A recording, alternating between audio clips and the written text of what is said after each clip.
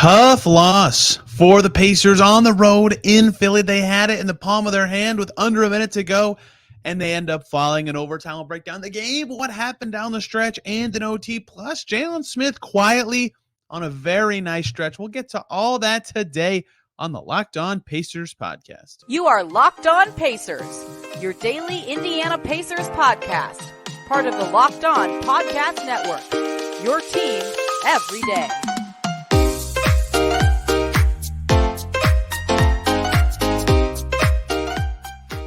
Welcome in to another edition of the Locked On Pacers podcast, where we, of course, talk about the Indiana Pacers. As always, my name's Tony East. I cover the team for Forbes and SI, and today, diving into Pacers, Sixers, no Joel Embiid, and yet the Pacers cannot overcome some James Harden brilliance and can't get out of their own way late in this game, up 4 with under a minute to go. Can't quite get it done in overtime. We'll talk about the game. The game flow was very strange. We'll talk about the overtime and the ending, how the Pacers let this one get away, and talk about Jalen Smith at the end, who quietly playing pretty well the last couple weeks or so since being moved to backup center. Thanks for making Locked On Pacers your first listen today and every single day. Final score in the city of brotherly love, 129-126. And that is the absolute worst way to tell the story of the game. Sometimes a score can be helpful and encapsulating and describe what happened very well. In this case, that is not at all helpful, because this game was strange. It was like kind of based on the flow of the game was kind of based on who was in, right? The Pacers starters did a pretty good job. A lot of them played 38, 39 minutes. Turner, Nembhard, Halliburton, and Hield all at 38 and a half or more minutes. This one went to overtime, remember. And they all had a positive plus minus. The Pacers starters truly played a pretty solid game, but their bench did not. And that is a key difference from the Hawks win they just had, from the win they just had against the Raptors on Monday, where they had 54 bench points, and they had quite a bit in this game as well with 49, but that, again, includes overtime. But the Sixers bench was really good as well. And so this game flow was really dictated by who was in the game, because in the first quarter, for example, James Harden stayed in longer than the Pacers starters did. The Pacers subbed earlier in the first frame. And so they were up, they were playing well, their starters were doing better than the Sixers starters. I think it was like 19 to 12 or something like that. 19-13, and the Pacers sub. Mathurin and McConnell come in. The Sixers only make one sub. They just bring in Montrezl Harrell. All of a sudden, the Pacers' 6-point lead with 5 minutes to go is gone with 3 minutes to go, right? It's 21-21 with 2:58 on the clock. And then the Sixers, it's a 1-point game at the end of the first quarter, right? And Harden comes out at the beginning of the second, but the Pacers couldn't take advantage of that. And kind of for the rest of the game, who was in sort of dictated the game flow. It had little to do with changing strategies as much in this game to me until the very end. More so in this one, it had to do with, if Harden is in, the Sixers look really threatening, right? He was really good in this game with no Embiid. They leaned on him to be their guy. They tried to spread him out with some shooters. Philly hits 14 threes, almost 40% of their outside shots, and barely turned it over with good ball movement. That's a good recipe for success, and Harden was a big part of that, right? He was 26 points, 8 assists, and they would just give him the ball, and Tyrese Maxey, who shot 4 threes, would spread out. D'Anthony Melton shot 8 threes, hit 5 of them. He would spread out. Tobias Harris, that was working really well. Georges Niang, former Pacer, right? That was something that would work well for the Sixers. So the Pacers would have to capitalize either when he was out or when their full starting lineup was in. Basically, in every other moment of the game, the Sixers were favored for most of the action, right? So that was how the game went for a while. And the Sixers got a really good grip with that end of first quarter run. They controlled the game through much of the second quarter and well into the third. They go into the fourth up 13,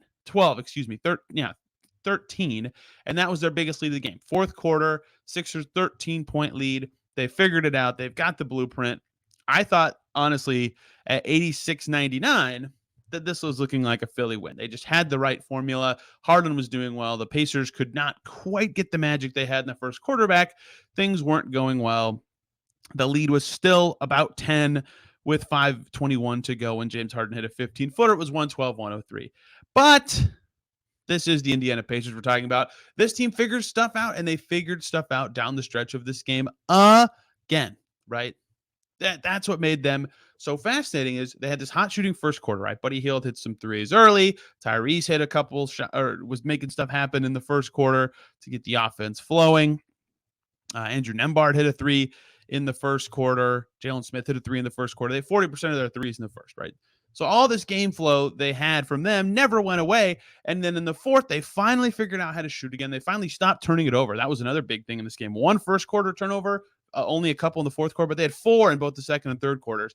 I keep going backwards before I go forwards, but the fourth quarter, with about 5 minutes to go, Buddy Hield, the good Buddy Hield, finally returns, and the best version of Mathurin both emerge at the exact same time, which was massive, massive, massive for the Pacers. Mathurin was just a fearless, fearless attacker.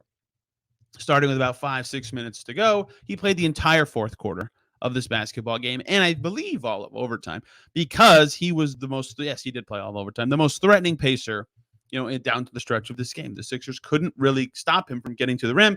He had 12 points in the fourth. He was plus 13. Buddy Hield, 3 threes, including the one that ultimately gave them the lead. So the Pacers, who, again, could not knock down as many three-point shots, were turning it over more, weren't doing as well in the glass. Suddenly in the fourth, they figured all that out. They figured out the game plan to catch up to the Sixers. They slowly cut into this 10-point lead, and they did it. Well, they slowly were cutting into that 10-point lead. Then all of a sudden, a big barrage, right? They were down 9 with 5:21 to go. They're down 1 with 4:06 to go. Buddy Hield gives them the lead. They trade baskets. All of a sudden, Buddy Hield hit the 3. Miles Turner gets a layup. And the Pacers are up 4 late in the game.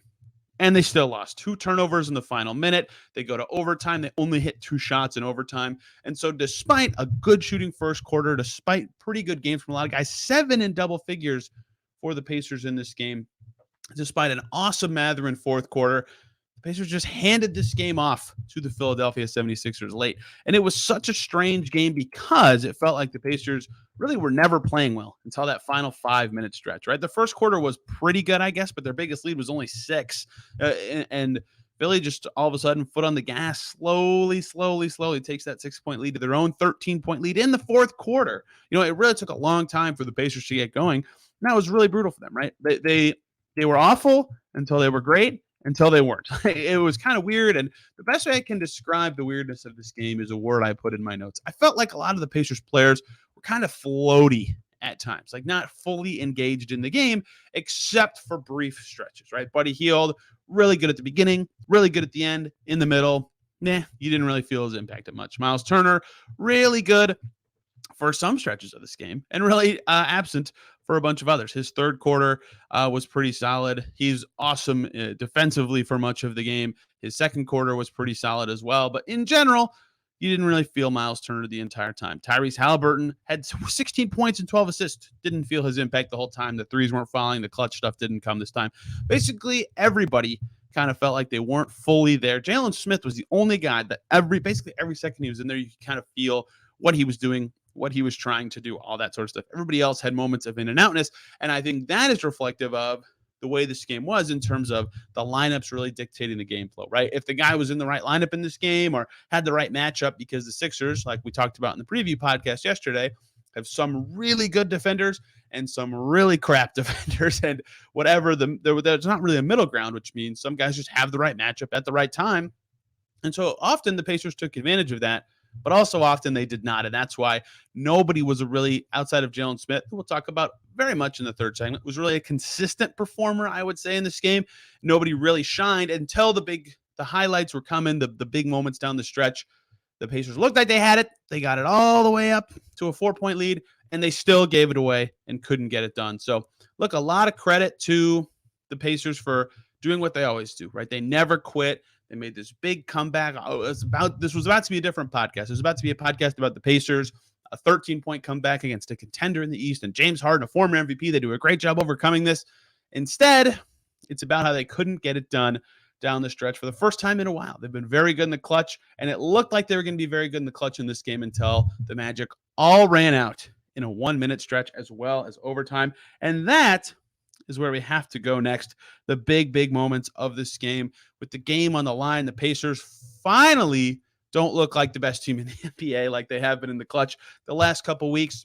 What went wrong? Is it correctable stuff? Is it something the Sixers did? How can the Pacers overcome this OT loss in Philly that happened because of the fourth quarter and overtime. We'll talk about those two the late fourth quarter and overtime stretches in segment 2 today. Before we get to that, though, let me talk to you guys about Built Bar. It's a new year, and if you're looking for a delicious treat but don't want the fat and the calories, that is where Built Bar comes in. We just made it through the holidays. For me, I'm trying to eat healthier this week and next week, the rest of the year, basically, after how the last 15 days or so have gone for me. And that is where Built Bar can come in. It's healthy. It's tasty. It tastes like a candy bar, and they're good for you. It's perfect for your New Year's resolution. What makes them so good? Well, for starters, covered in 100% real chocolate. They've got a bunch of awesome flavors. My favorite, peanut butter brownie, plus like churro, coconut almond, a bunch of fruit varieties, a bunch of cookie dough ones. I don't know how they do it. They taste like a candy bar, but they're really healthy and good for you. Only 130 calories in most of them, 4 grams of sugar, 17 grams of protein. You don't have to wait around for a box anymore. You used to have to order them on their website. Now they're in Walmart. They're in Sam's Club. Go check them out there, as well as at Built.com. They get the 4 packs of cookies and cream, double chocolate, and coconut puffs in those stores. So if you're close to a Sam's Club, run and get the 13-bar box with their hit flavors as well. Go check them out. Sam's Club, Walmart, your thank me letter. Built Bar. Go check them out. Thank you, as always, for making Locked On Pacers your first listen today and every single day. Dive on over to Locked On Sixers for your second listen. Hear how those guys are going to break down the Sixers winning without Joel Embiid, who not on the injury report as of 10:30 the morning of the game day, and then at 11:30 has a sore foot, and he ends up not playing. It all happened so fast that I couldn't even get it in for the preview yesterday, which stinks, but he didn't play. The Sixers still won. They still had the best player on the floor in James Harden, but the Pacers could have won this game. Their collective talent was good enough to do it, and that's what showed for a little bit down the stretch of this basketball game, right? It looked like another one of these awesome Pacers comebacks that we've seen, right? Early in the year, they lose these 2 games, but the Wizards and Spurs, the very first 2 games they play, awesome Pacers fourth quarters. In their first win, they had a great fourth quarter. In a couple of their early wins, they had great fourth quarters. They looked like a fourth quarter team, but their clutch play wasn't quite good enough until the last few weeks, and that has been where they have finally gotten over a hump recently until tonight, right? So they're down in the fourth, and I kind of have to play-by-play this to really set the scene of what's going on, right? They're down in the fourth. They're down 13 in the fourth, like I talked about so much in the first segment. It was 86-99, and again, Philly had 99 through basically 3 quarters, right? Their offense looked good. The Pacers' defense wasn't quite good enough. It was a 10-point game with 7 minutes to go. It was about a 10-point game at the 5-minute mark, right? The Sixers had this one. They had a formula that worked. They had the best player, and it was kind of a slow chip at it, kind of get it from 13 down to 8 kind of moment for the Pacers. So it's a 7-point game in the middle of the 4-minute marks, and then the Pacers really come alive, right? Buddy Hield hits a 3. They get another stop. Buddy Hield hits another 3. They're down 1. They get another stop. Benedict Mathurin gets a running layup. All of a sudden, they're ahead. This happened in the blink of an eye. This happened in a minute and 8 seconds. The Pacers went from down a bunch to up because they were shooting well. They were figuring stuff out with Mathurin. Buddy Hield's 3s were going in, and all of a sudden, they're ahead. Right? Montrezl Harrell misses a free throw on the other end. Pacers have the ball. They're tied. And this game just flipped on its head in a matter of 2.5 minutes because Buddy Hield was hitting some 3s, but also because Benedict Mathurin was just such a force, right? He got to the rim on the Pacers' next possession and got another layup. He got a steal on a bad James Harden pass. He took a wide open 3 that he missed, but like he was just all of a sudden everywhere, absolutely everywhere in this basketball game, getting to the rim, forcing concerns for the Sixers every possession. And so despite the Pacers being down 13 early in the fourth, it really looked like they figured it out. Buddy Hield was hitting the shots. That obviously helps your results when the shots go in. But Benedict Mathurin's force, the pressure he was putting on the rim, really made it feel like they had a blueprint to be ahead of this team and make it happen. So awesome stuff from Mathurin and awesome stuff from Hield. Mathurin gets in the lead again. It's 115-113. Hield gets in the lead again with a 3. It's 118-116. And then Miles Turner on a nice pass from Tyrese Halliburton with 57.7 seconds to go gets a layup on a nice cut, 121-16. I thought that was going to be it. I thought that with under a minute to go, they basically at that point you need 1 stop or 2-3 points and you win, right? That's the game. And I thought that was going to do it. I tweeted they never quit at that. I tweeted Turner gets inside and scores under 1 minute to go. Pacers lead by 4. They never quit, right? They fought back. They never quit. They had all this momentum, even with the Philly timeout.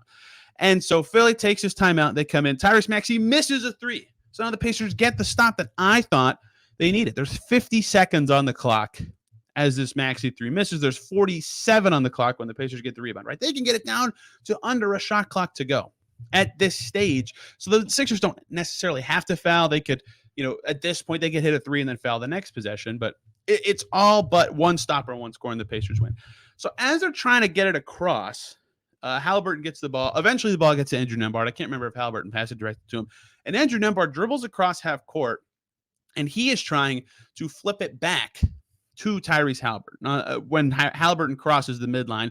And so he's looking back over his shoulder. He's waiting for Haliburton to come, and he gets about 3 steps across half court, and he turns around to toss it to Haliburton. But he kept looking back so much that Tyrese Maxey, who was guarding Nembhard at this time, could tell that he was going to back pass it. And so Nembhard turned his body almost sideways, like halfway around to pitch it back, and that kind of telegraphed the pass was coming. Maxey just takes off at the perfect time, blows up the pass, and he dunks, right?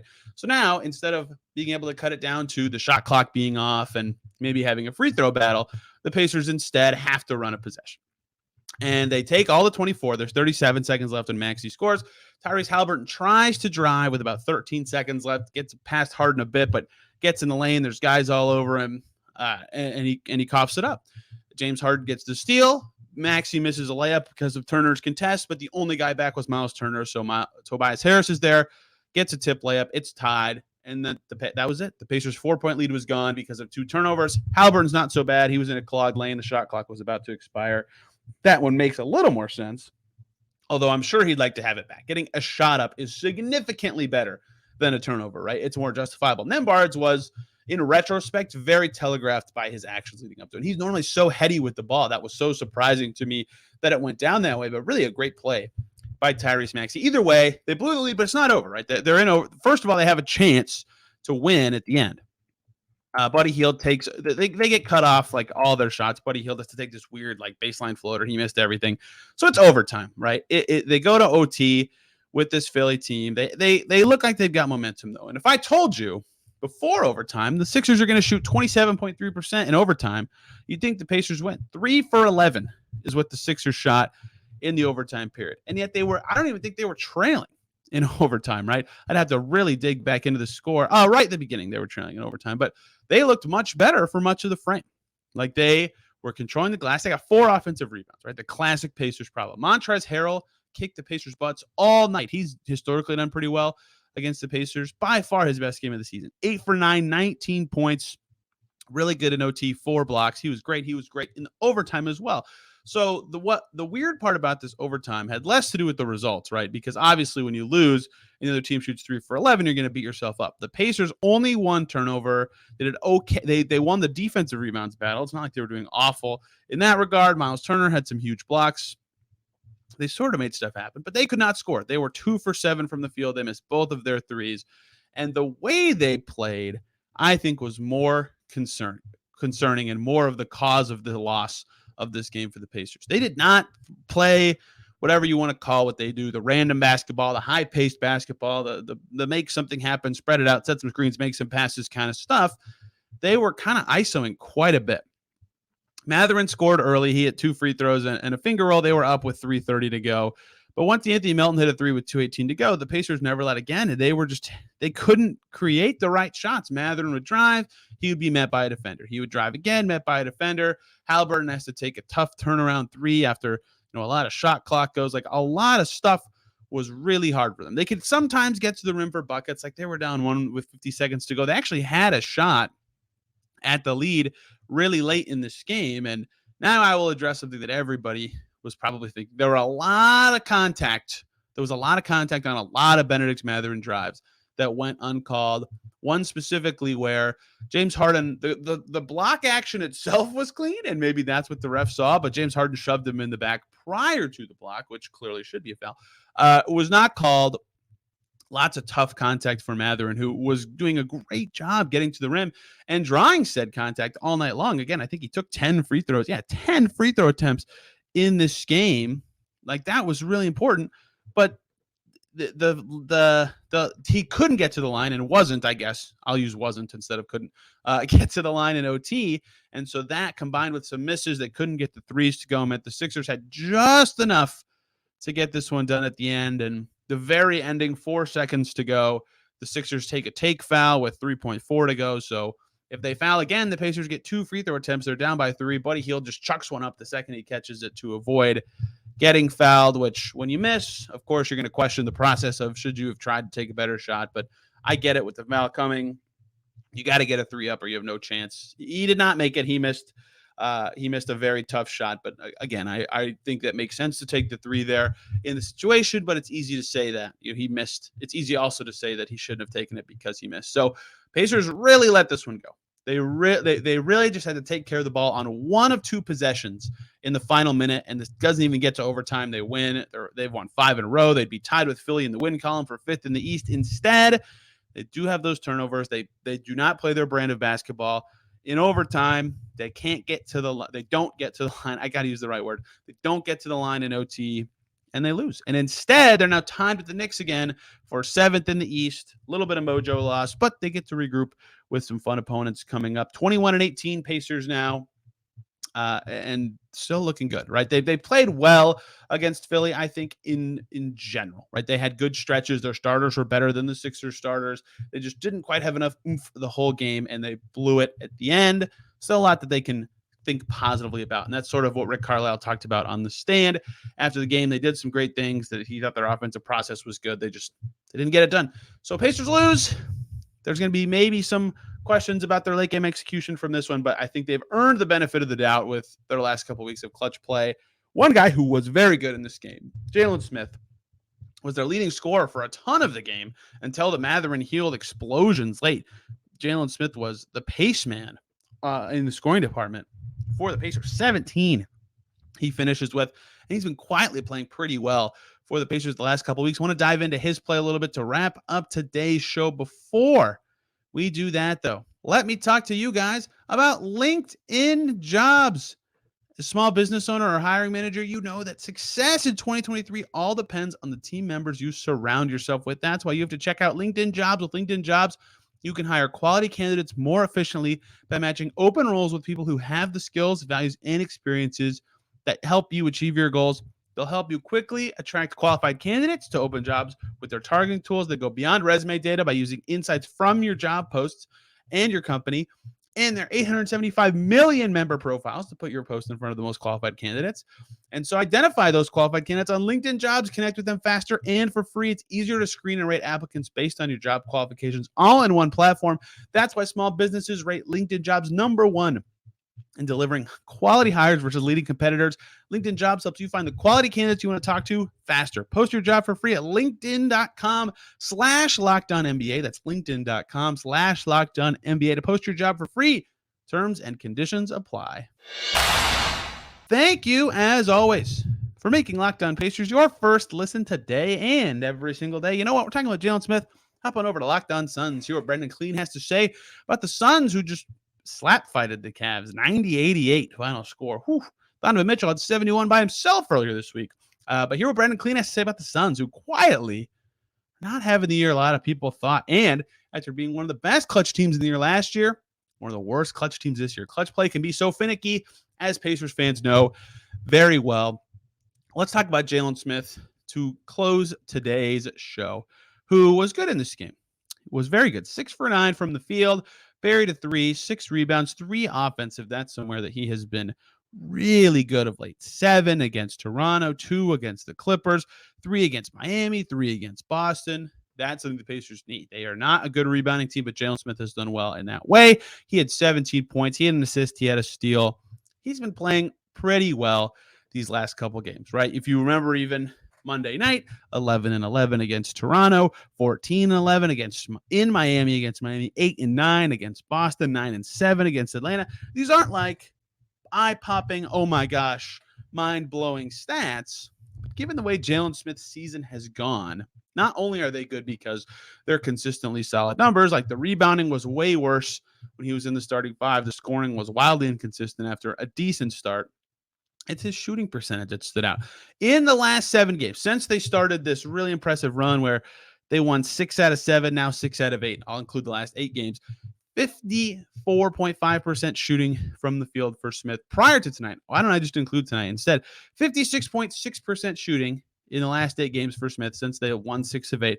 35.7% from deep, looking a little more like the guy from last year. 6.1 rebounds, 2.5 of those being offensive, playing really good basketball, right? And I think a lot of this, look, there's a couple things you could say about this. First of all, like growth with a team, growth with a coach, growth in a system obviously matters for these young players. He's been with the Pacers for still less than a calendar year. The roster's completely changed. Like I talked about with Chris Duarte yesterday, some patience is required with a lot of these guys continuing to grow. That said, clearly he should not have been playing with another big. That did not work.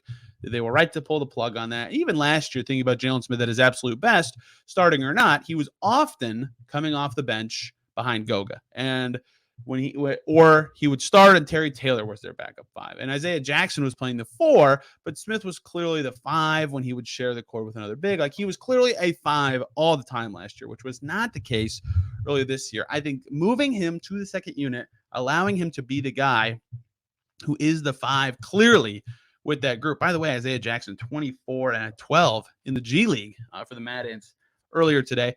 I think that, though, moving to the 5 has really helped Jalen Smith. And the numbers are getting there, right?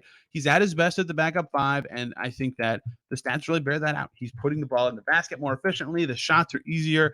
Everything is really better. And the rebounding has been huge, right? And, 6.1 a game isn't mind-blowing. That's below his season average per game, but that's not a good way to detail this out because the 6.1 per game he's getting in this stretch of 8 games is in like 17 minutes per game, right? 16.2 minutes per game to be exact. Whereas on the season, he's playing far more minutes and then averaging 6.3 per game. That's another thing. As for a good rebounder, if you're the center, you're around the basket more to get more rebounds. That's more effective for one of his better skills. And that has been evident in this stretch of play recently. The spacing for him is better, not because of anything particularly good about the Pacers' second unit shooting. Duarte, McConnell, Mathurin, Brissett, not the most threatening shooters at all. In fact, that group could probably use a little more shooting, which is where Chris Duarte finally making his shots would help. But because he's at the 5, there's less clogging going on. And that's not to say that there was a clogged up court when he was with the starting 5, but when he would go inside with that unit, it was very clear that he was involved in the sec since he was usually on the perimeter. It was a lot. This group, he's providing more spacing, and it's a little more spaced for him since he is not a spacer in his own way.